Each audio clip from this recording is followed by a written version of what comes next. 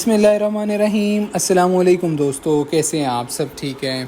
तो यार आज माशाल्लाह से हमारे चूज़े जो हैं वो 9 दिन के हो गए, 9 डेज़ के हो गए अल्हम्दुलिल्लाह, और अभी तक बिल्कुल सही जा रहे हैं, कोई मोर्टेलिटी का इशू नहीं आ रहा। मगर एक जो मेन इशू आ रहा है वो ये आ रहा है कि अभी मैंने जो आपको वीडियो के शुरू में दिखाया, ये देखें, ये जो चूज़ा है ना, ये पानी की वजह से जो है ना इस तरह से ढीला हुआ है, मतलब गीला हो गया है। पानी के बर्तनों के पास जाते हैं पानी पीने, तो जैसे जब फ़्लो आता है चूज़ों का तो वो अंदर थोड़ा सा गिर जाता है, जो थोड़ा बहुत वीक होता है तो वो पानी के अंदर ही डुबकी लगा लेता है, जिसकी वजह से फिर वो जो है ना मरने का चांस बढ़ जाता है। ये देखें, यहाँ पे भी बैठा हुआ था अभी। तो जगह जगह पे जहाँ जहाँ पानी के बर्तन पड़े हुए हैं ना, वहाँ पे ना ये मसले आ रहे हैं। तो इसका हल ये है कि एक तो हम या तो बर्तनों को लटका दें, और जो मेन रीज़न जो आ रही है ना वो असल वजह ये है कि इस टाइम जो है ना गंदा ज़्यादा हो चुका है।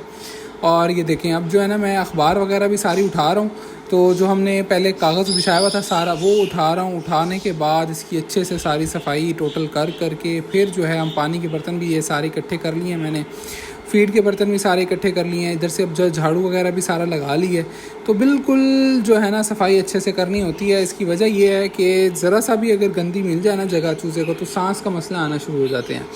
और अभी जो मसला आ रहा था ना, जो मैंने आपको शुरू में बताया और दिखाया भी है, उसमें मसला ये आ रहा था कि वो पानी के बर्तन जो थे उनके एक तो गंदगी थी, नीचे गंदगी होने की वजह से ज़ाहिर बात है चूज़ा थोड़ा बहुत वीक हो रहा था। और वीक होने की वजह से जब वो पानी के बर्तन पे जाता था, पीछे से फ़्लो आता था चूज़ों का, तो वो अपने आप को संभाल नहीं सकता था और पानी के अंदर थोड़ा सा डीप हो जाता था, जिसकी वजह से चूज़ा वीक हो जाता है और मरने के करीब हो जाता है। और अगर आप उसको फ़ौरन नहीं उठाते या ड्राई नहीं करते फ़ौरन, तो वो विद इन कुछ मिनट्स जो है वो मर जाता है।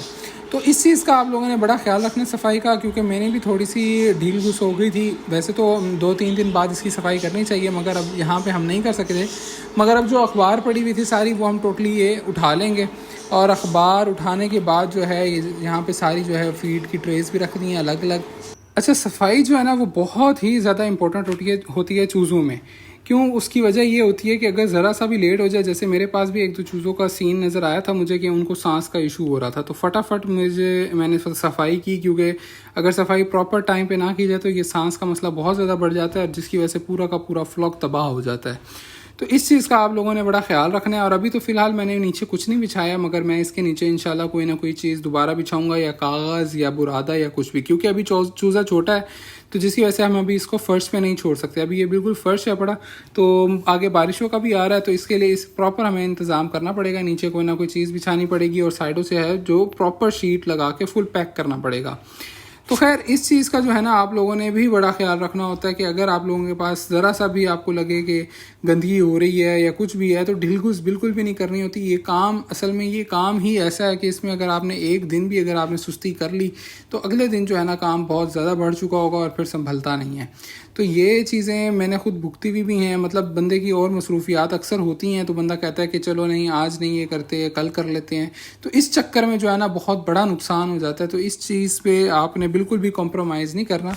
जब भी आपको किसी चीज़ की ज़रूरत लगे, आपने फ़ौरन उसी वक्त करनी है, इसको आगे पेंडिंग पे बिल्कुल भी नहीं छोड़ना। ये काम बहुत रिस्की होता है और फ़ायदेमंद भी बहुत है और रिस्की भी बहुत है पड़ा। तो इस काम में अगर आप इन होते हैं, तो आपने इसमें टाइम का नहीं देखना कि अब ये टाइम हो रहा है तो अब मैंने ये काम नहीं करना। तो वैक्सीन भी हमने वैसे कर दी थी इनकी, और 7वें दिन पे की जाती है। दूसरी जो हम करेंगे वो इंशाल्लाह लसोटा करेंगे, और वो इंशाल्लाह हम 21-22 दिन पे करेंगे। वो भी इंशाल्लाह आप लोगों के साथ डिस्कस किया जाएगा। और आगे जैसे कि बारिशों का आ रहा है, तो उसके हिसाब से भी मैं इंशाल्लाह अगली ही वीडियो मैं अपलोड कर दूंगा कि कैसे इसको बारिशों में, अगर आप लोगों के पास बारिश होती है तो कैसे टैकल करना चाहिए। क्योंकि हमारे पास तो खैर टेम्परेचर बहुत ज़्यादा हाई रहता है, यानी कि आजकल जो टेम्परेचर जा रहा है वो 53, 54, 52 ये टेम्परेचर है, बहुत ज़्यादा हाई है पड़ा।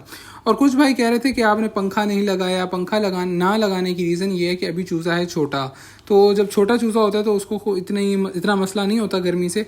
जैसे जैसे वो बड़ा होता है तो फिर मसला आता है। तो इंशाल्लाह हम भी इधर पंखा या कूलर वगैरह कोई ना कोई इंतजामात कर लेंगे। और फीड जो हम दे रहे हैं इनको अभी तक वही स्टार्टर ही दे रहे हैं, जो बिल्कुल पाउडर फॉर्म में होती है, और वो आपने लगभग जो है 3 हफ्ते तक तो लाजमी देनी होती है, यानी कि 20 दिन, 21 दिन, 22 दिन तक कोई स्टार्टर ही चलानी होती है।